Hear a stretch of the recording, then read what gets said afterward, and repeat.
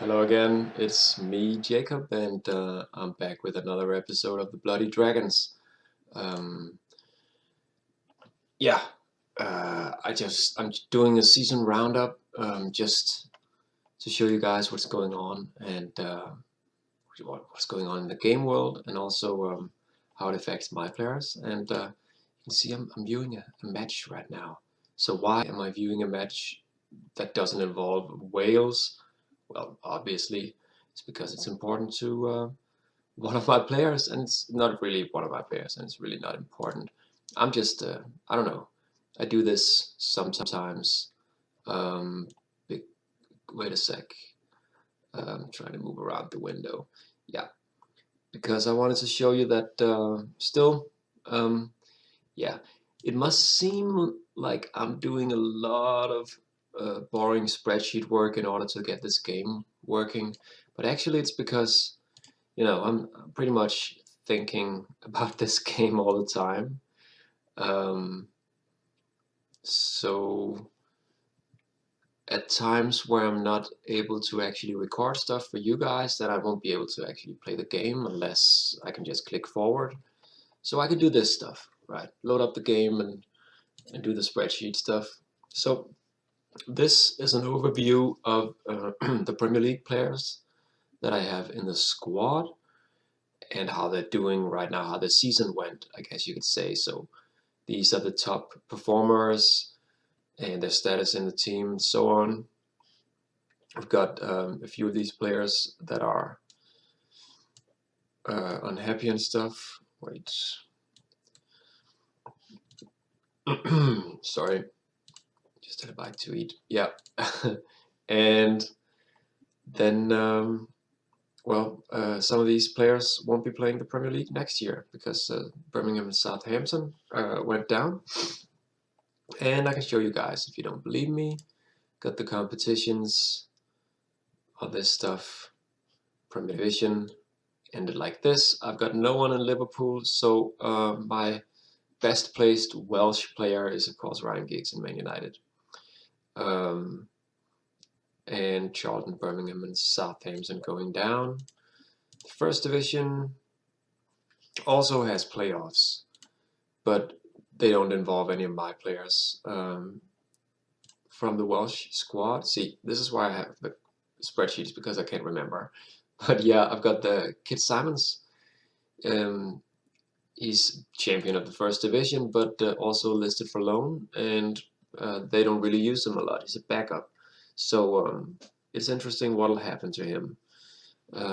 Maybe he'll get sold to a different club, maybe a First Division club, or maybe some of the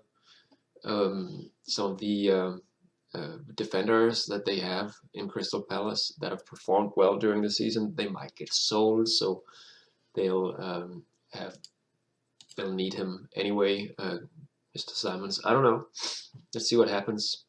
Also, Matthew Jones, he hasn't really played any matches for Leicester, but he's moving up to the Premier League with them anyway. But Robert Page, my other important defender, central defender, he's moving down to the second division. And he recently signed a new contract and he's happy with them and everything. So even though he has a huge salary, I don't think he'll move to another club. But I don't know, the salary might become a problem for them in the second division. Second division looks like this. We've got a lot of champions from Cardiff, a lot of players that are Cardiff players here. And yeah, they'll be playing First Division next year probably. Or they will if they stay in the club. And then the other players are lined up like that. And Steve Evans going down, but Steve Jenkins in Huddersfield is really the only player that's interesting right now. And also in the third division, none of my players are moving up or down. I also made this, by the way, just with all the other players that don't play in the English leagues. And of course, the only important one really is John Hartson, who made it to the quarterfinals in Champions League with Celtic, but he's not really playing for them. I wrote rotation, but he's basically a backup slash rotation player.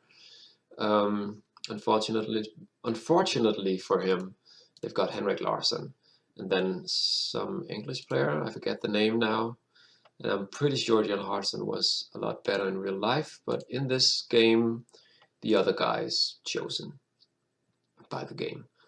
So anyway, we've got Steve Jenkins from Huddersfield. Is that the match that I'm ready for? No, it's not. It's the playoffs in the second division. And that's because of this. We've got Tranmere, Luton, and Crewe all in the playoffs. That's 3 of our teams. So this match is going to involve Tranmere and Crewe. So we've got Gary Jones, who's a star player. He's the guy who can play all the central positions. And then Jason Price. I haven't really used any of these players a lot. The yellow coated players, but I've also got David Vaughan, and I think he's already a star for Crewe, and he'll become really important to me because I don't have a lot of options on left back, and that's where I've got him playing right now.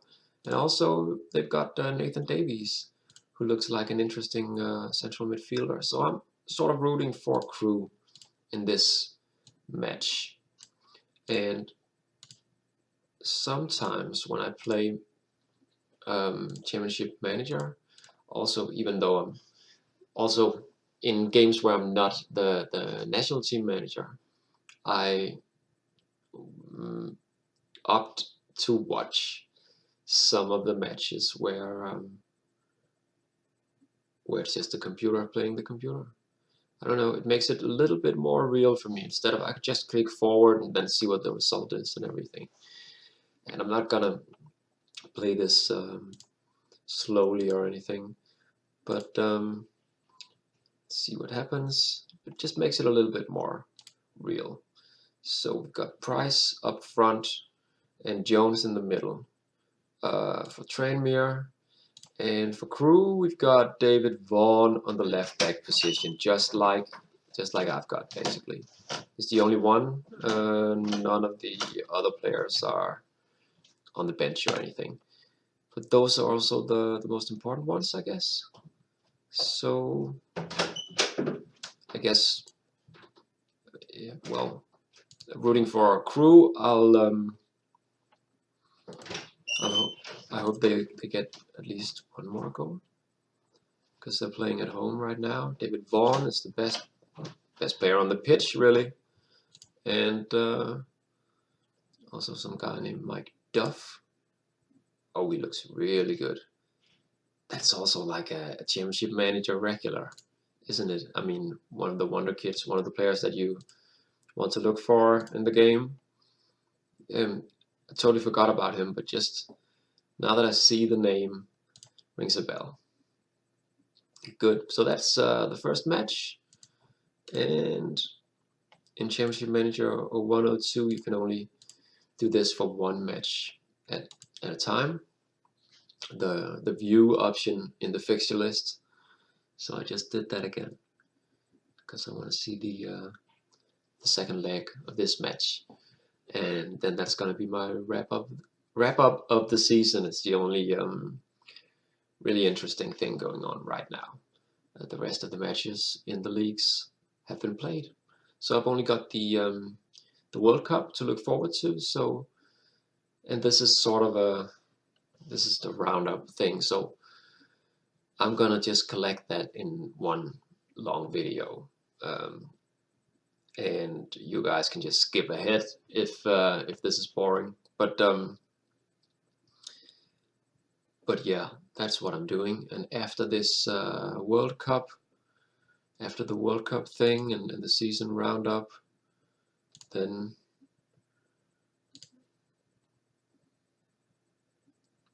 I'm gonna,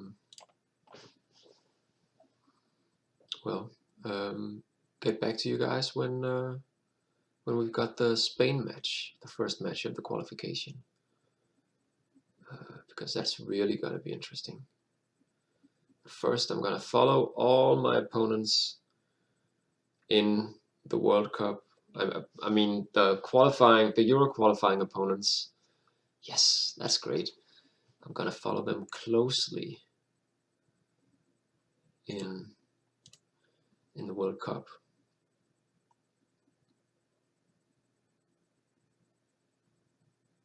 So this is pretty cool. Still got Mr. Vaughan, 19-year-old Welsh dude, and no one else, right? And over here, Gary Jones, Jason Price. So I'd like to have Crew in the first division and see how David Vaughan will progress. Oh, that's crazy. So this is getting a bit exciting. So I'm gonna go down to the fast speed. Wow, they actually came back,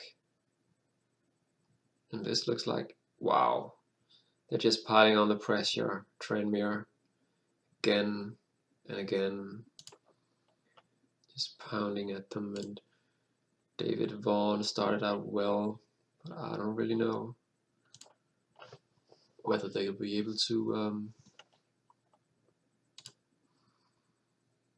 They're playing attacking, hard pressing. Yeah, that's interesting. So it's a different tactics, isn't it? They played 4-4-2, didn't they? And they've got Vaughan playing this position, so probably should be making some more passes. But it's the same on the other. And then he's winning a lot of tackles and stuff. Right. This is exciting. And at the moment it's still Crew. Yes, right. And they've got a goal that makes it really hard for Tranmere at this point, because one goal for them is not enough because of the away goals rule, but you guys know that. So probably we just have Crew progressing and being promoted. That's the final whistle. And my man David Vaughan did well, and some young English kid also did great. Robert Hollis. That's crazy. I saw the tactics thing in the middle of everything. They moved this Hollis guy down here. So they actually started out with 4-4-2 and then went down with that weird different formation and managed to withstand all the pressure. That's kind of interesting. 4-4-2 version 10. I don't know where they get off with these this tactical stuff, but that's pretty cool though. Right, so that means, oh, and the Milan wins the UEFA Cup. That means we've got David Vaughan progressing to the second division, right? And that's Mr. Vaughan from Crew. And the other match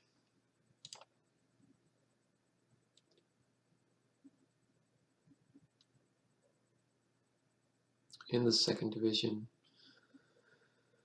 and that's Luton. So that's great. That's great. And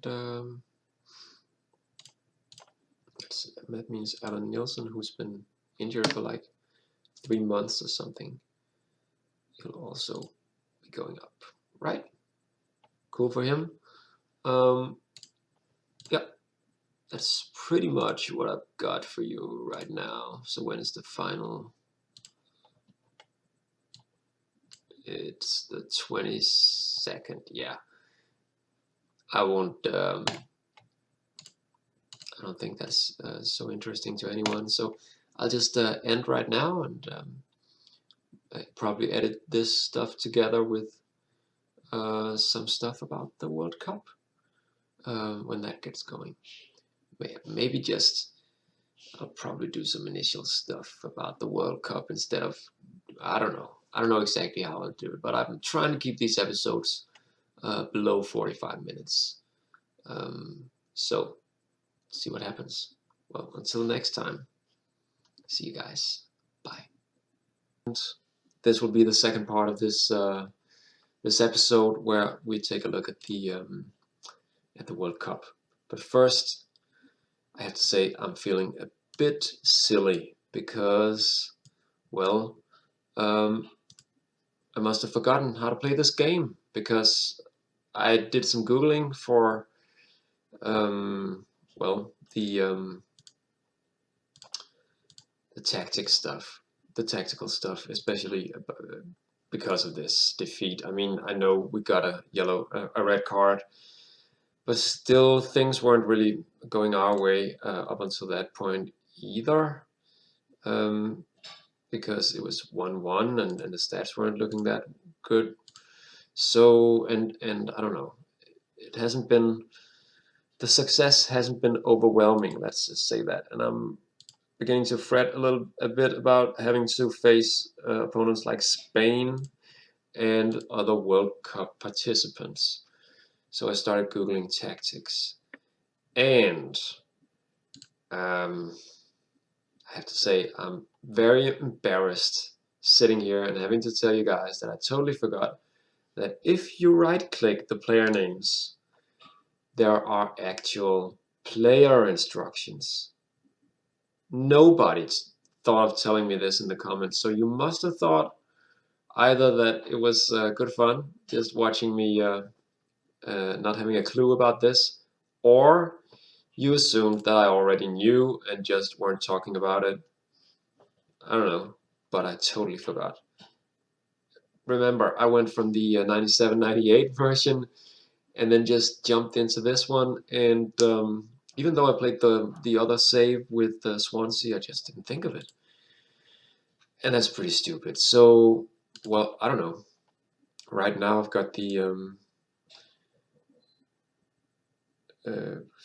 see, you can even see them here. I don't know what I must have thought this meant, but with the pressing stuff, I've got the central defenders set to no, and that probably wouldn't make sense with the offside trap. But also reading about positions and tactics and stuff, I decided that probably the offside trap was a bit much to ask these guys, because if you look at their attributes, their defensive attributes, then positioning, that's lots of them have great positioning, but when it comes to the back line, then not so much. Actually, Jelliman, he's not even a starter, so it's 12 and down, and that's not great, is it?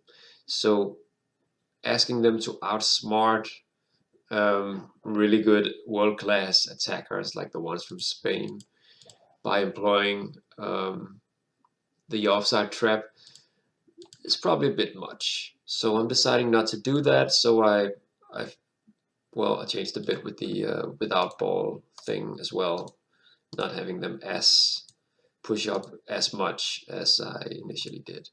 And yeah, I hope this works. I don't know. But now I told you guys about it, and you'll also you'll probably already know if you thought about the date in the upper left corner that the World Cup is already underway. And right now this is Group A, where it looks like France and Denmark are gonna qualify. We've got South Africa and Paraguay and Slovenia as the opponents for Spain in this group, and they already played twice. In the first match, they totally lived up to expectations, played very well against Slovenia, and in that match, well, they played the same tactic in both matches, but the other one, the one against Paraguay, was a bit of a surprise. The tactics, the statistics look like this, and that's very even, but Paraguay actually took the win. No explanation other than, well, I don't know, Paraguay, the tactics that they're employing is defensive, a defensive 4-4-2, and Slovenia, same thing, 4-4-2, but not defensive though. It wasn't against South Africa, but I think it was against Spain. I took a screenshot so I can check later on. But in the Spain tactics, sorry, they look like this. An interesting formation with a lot of movement apparently, and team instructions with attacking, short, and pressing offside, all the stuff that you'd expect from Spain. But that didn't really cut it against Paraguay, or maybe they were just overconfident. I don't know. But anyway, they have an important match against South Africa. And I'm going to watch that one. Also, this is right. Brazil and Turkey maybe advancing from Group C. I don't know. USA doing well with a bit of a surprise against Portugal. And now there's a match that I want to view with you guys. Right now, Portugal versus Poland. And why do I want to view this? Well, obviously because Poland is one of our opponents. The tactics that they're employing, that they did against South Korea, is just this, your basic tactic without doing much. And they only managed a goalless draw. So maybe it'll be a boring match as well today. I don't know. But either team will want to win this because Portugal lost the first one. Yeah, yes, and did so with an injury and 2 red cards, 2 direct red cards. So that's crazy. Yeah, not so good for Portugal. Also, we've got Ireland. They impressed by beating Cameroon convincingly in the first match. Yeah. And they'll be going up against Germany, so that'll be an interesting match as well. I might want to watch that. And then we've got Argentina and England in Group F, Italy and Croatia in Group G, Japan and Russia in Group H. Hi, Busta. And yeah, that's it for now. But so it's already underway. And now we've got Portugal and Poland. So let's see how that goes. I just want to see the tactical screen real quick. Same thing. Probably, I don't know, they've got this David guy.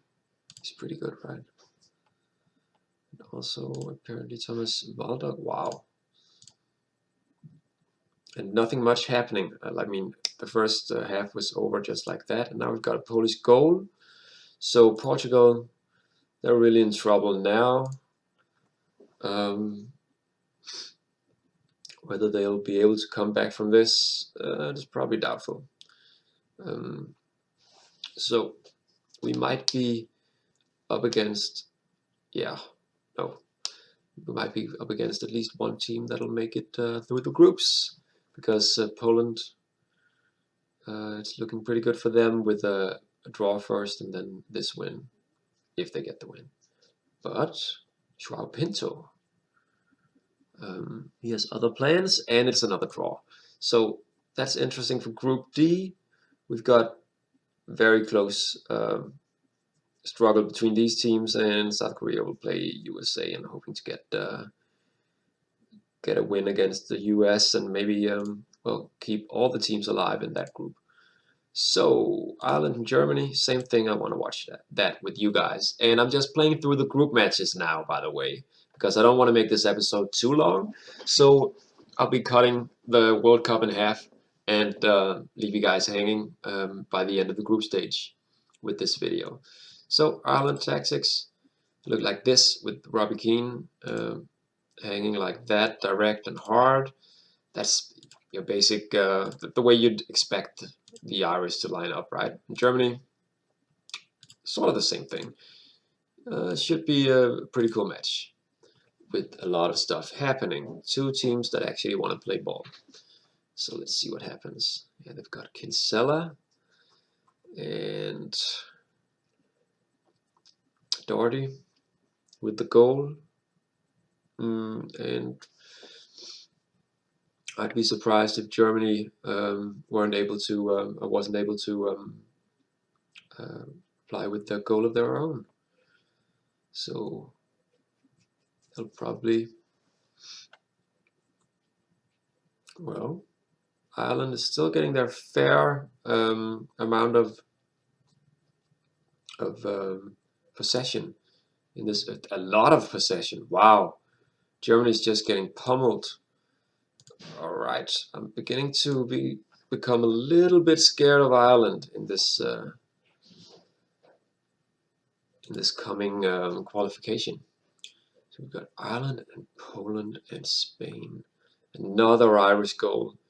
So Germany in all kinds of trouble now. Wow. This is quite the surprise. And Doherty is really playing well. 22-year-old Tottenham defender slash striker. I don't remember this guy at all from 90s football. But well, sometimes they were better in Championship Manager than in real life. I don't know if that's the case with this guy, but this is a very impressive performance in an important World Cup match, right? So, and Keane and Kinsella also doing well. Kinsella on the wing, Doherty up front. Wow, that's crazy. Pretty important guy for Tottenham as well, it seems. So Ireland already qualified, Cameroon with 3 points, Germany with 1. So that's an important match for Germany against Cameroon next time. And Ireland, they don't have to worry about Saudi Arabia. So yeah, that's cool. That's the World Cup as we know it. And right. I don't know what the next match we're gonna watch is, but I'm enjoying the hell out of this. And this is the way to watch the World Cup in a Championship Manager, or 102, or any Championship Manager, if you ask me. If you just click through it and just see the results, I mean, what's the point? It's a major event in the footballing world. And Sweden, Nigeria, well, as sweet as this matchup as that is, I just want to focus on the teams that I'm going up against. Oh yeah, right. Tempting, but seeing that it's a goalless draw, I'm pretty content with the decision to just skip that match.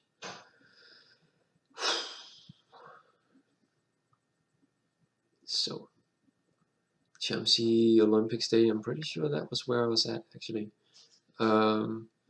Ecuador versus Mexico, Group G, Croatia, Italy, and let's see what the next ones are. Already the end of June, obviously.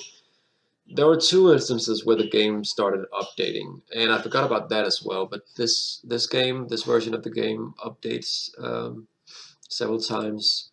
So Spain, they'll need a result against South Africa. I'm not gonna watch it. I'm just gonna do this, and then we've got Spain and South Africa qualified for the next round, and then I'll just take a look at the match stats, more even than I could have imagined.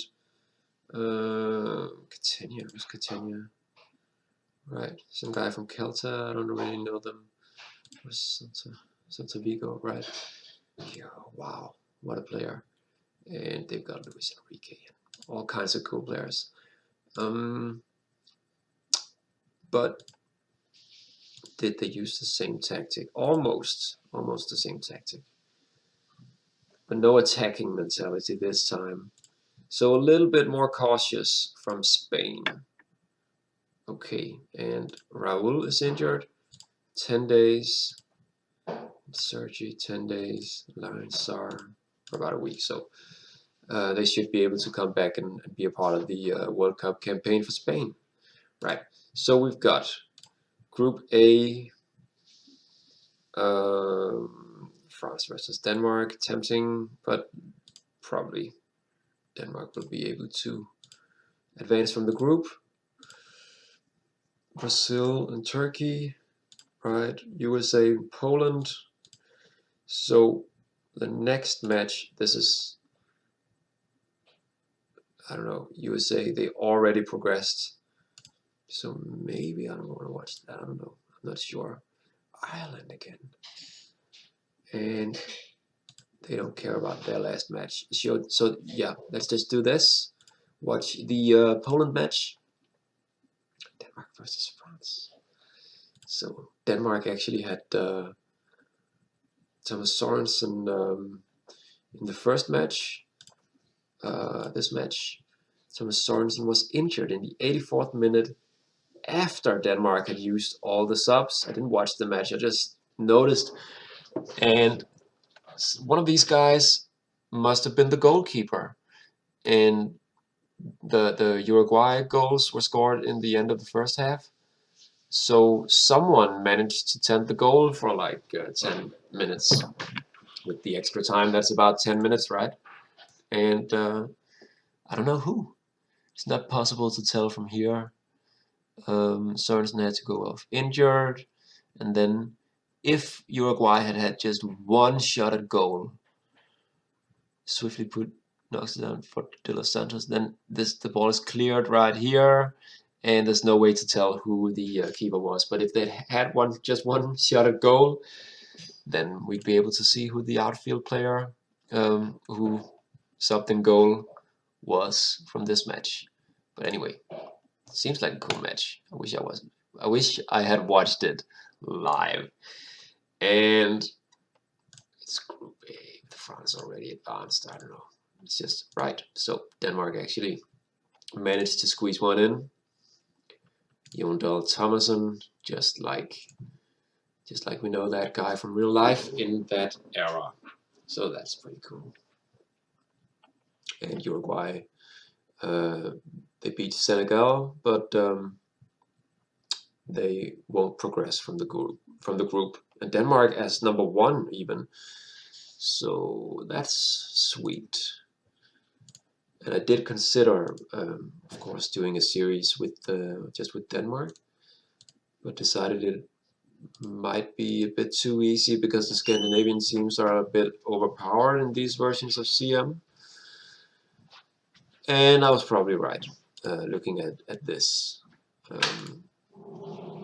Yeah. Group C, Brazil and China. That's quite a surprise, especially since Turkey had a really good result to begin with. No, I must have dreamt that. Right, they did not. So that's why. And then we've got the USA game. And they already qualified. So let's just see whether Poland will be able to grab the second place in this group.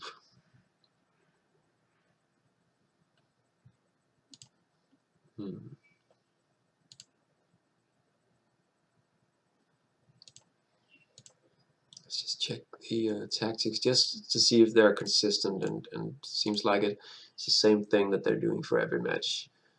But these are all neutral matches. Might be different when they play home and away, as we do in the qualification.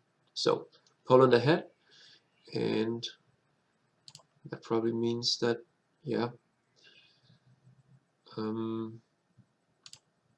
play scores. Portugal are also ahead, but Poland just oh, so tables just turned, and another USA goal. Those were really quick. Connor Casey. Yeah.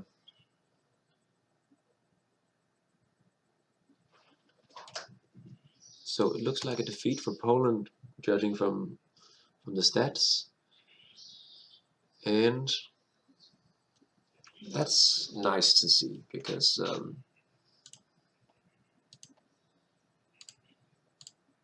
if they were way too good, then I'd have more trouble beating them, right? DeMarcus Beasley playing really well, right? I seem to recall that he was really good in this version of CM, but I'm not sure about what I remember about this game and what I don't remember, because it's been so long and so many versions of Championship Manager and Football Manager and everything. So um, I'm not really sure about any of those names. So this group, we've got Ireland already progressed, and a draw against Saudi Arabia means Germany actually managed to get the other spot. Good for them.